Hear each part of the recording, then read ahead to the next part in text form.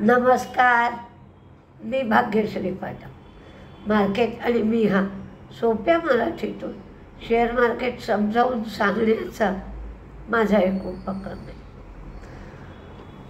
आपण जागतिक स्थिती सुरुवातीला बघत असतो. त्याच्यामध्ये इस्रायल आणि इराण यांच्यातला तणाव खूप वाढला आहे. G7 देश पुन्हा इराणवर बंधनं घालत आहेत. तेलविहिरीमध्ये बॉम्ब टाकले जातील का याची धास्ती आहे.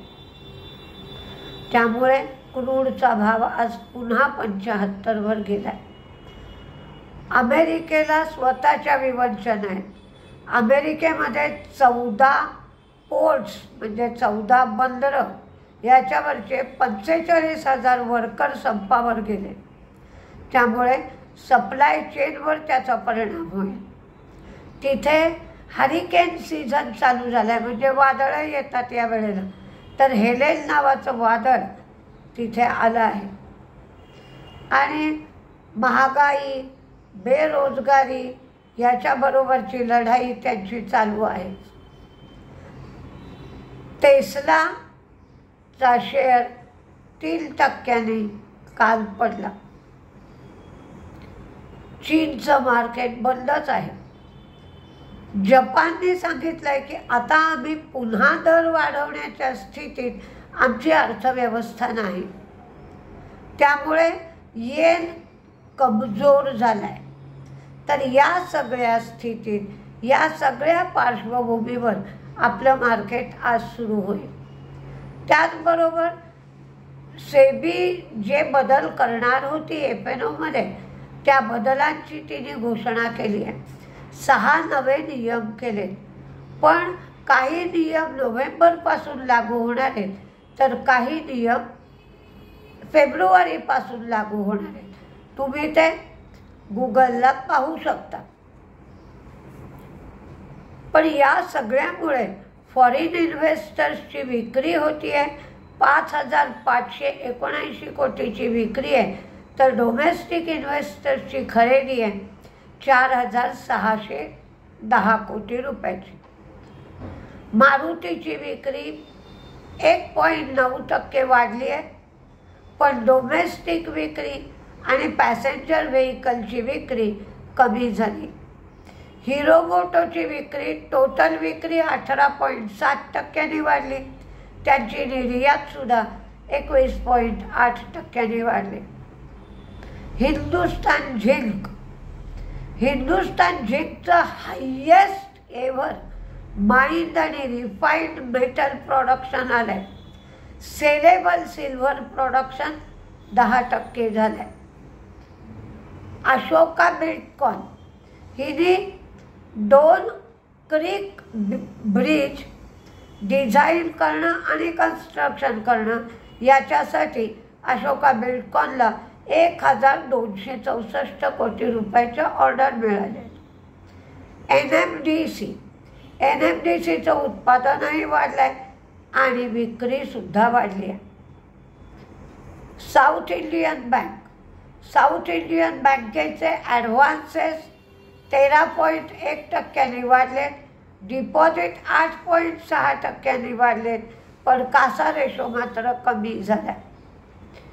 ITC बाझेक्लान टेक्नॉलॉजीचं 100% शेअर या टेक्नॉलॉजीचे त्यांनी घेतलेत आणि त्यासाठी 485 कोटी रुपये खर्च केले.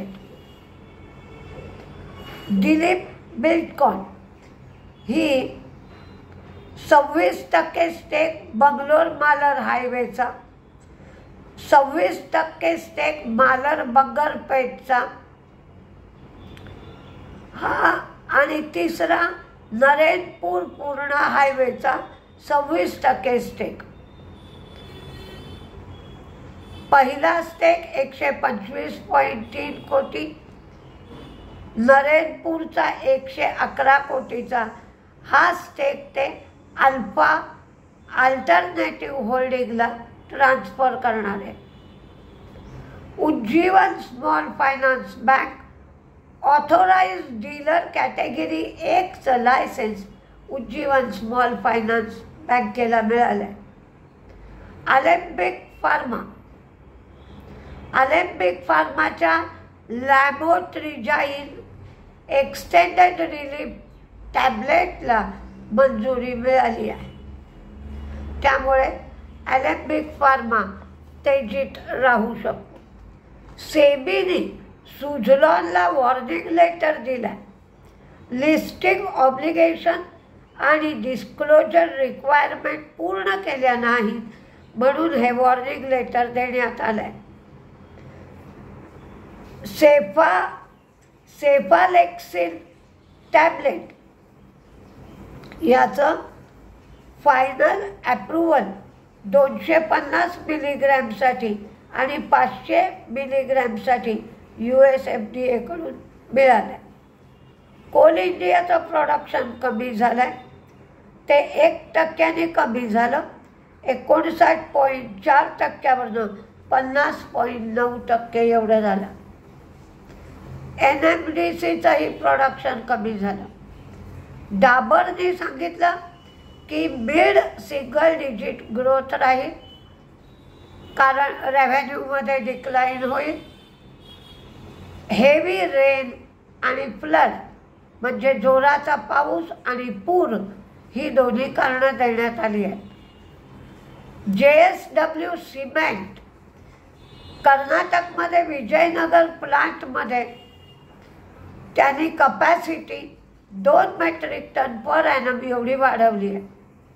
461 कोटी रुपयाची गुंतवणूक करणार आहेत आणि प्लांटची कपॅसिटी एकंदर 6 मेट्रिक टन पर ॲनम एवढी झाली आहे आणि JSW सिमेंटची total capacity 20.6 metric ton per annum एवढी झाली.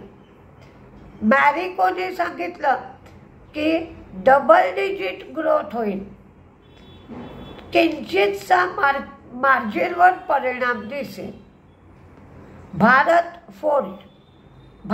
फोर्जची क्लास 8 ट्रकची विक्री 124% वाढली आहे. ती 30,000 युनिट एवढी त्यांची विक्री झाली आहे. तर कोणते शेअर तेजीत राहतील, कोणते शेअर मंदीत राहतील, म्हणजेच काय की होणारा परिणाम तेजीच्या बाजूचा असेल की मंदीच्या बाजूचा असेल हा एक अंदाजही दिला आहे.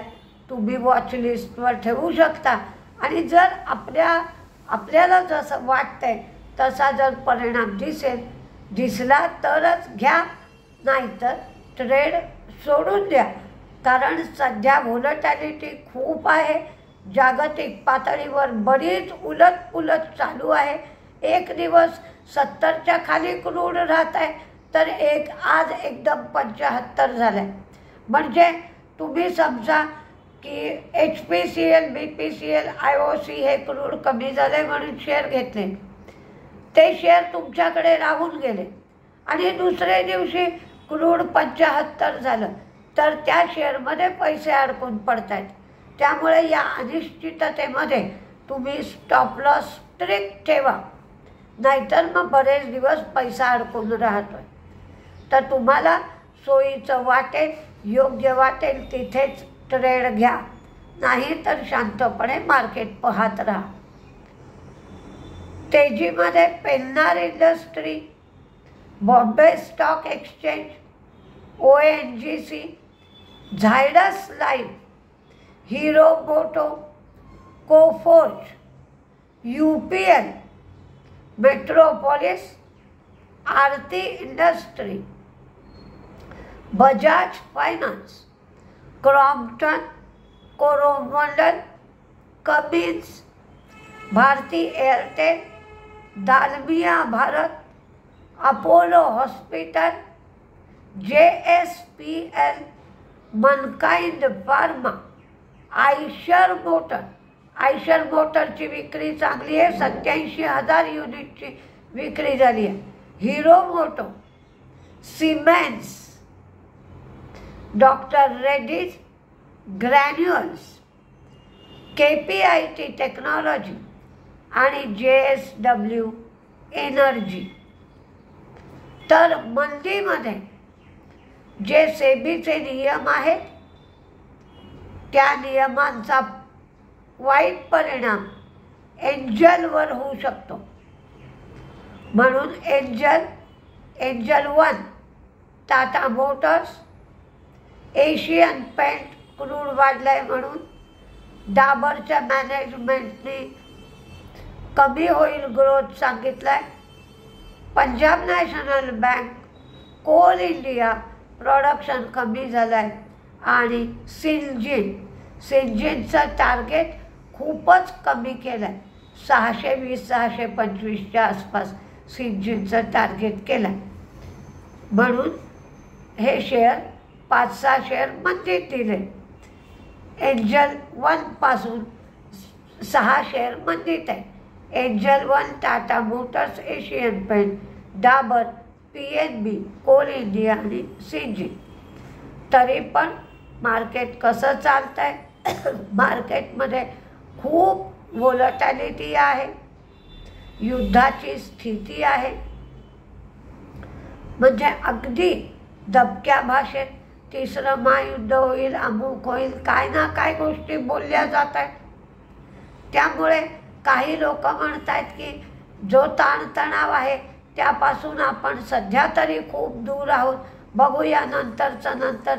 तर प्रत्येकाची मतं आहेत. तर तुमचं मत जसं पडेल त्याप्रमाणे तुम्ही ट्रेड घ्या. तुमचं मत, तुमचे जे काही तुमच्याजवळ असलेलं भांडवल आहे ते आणि तुमचं घरगुती असणारं वातावरण याचा विचार करून तुम्ही ट्रेड घेत चला, म्हणजे डोक्याला त्रास होणार नाही. मी 19 आणि 20 तारखेला कोर्स ठेवला आहे. तर कोर्सची चौकशी करण्यासाठी मोबाईल नंबर 9699615507 9699615507 या नंबरवर तुम्ही कोर्सची चौकशी करू शकता. नमस्ते.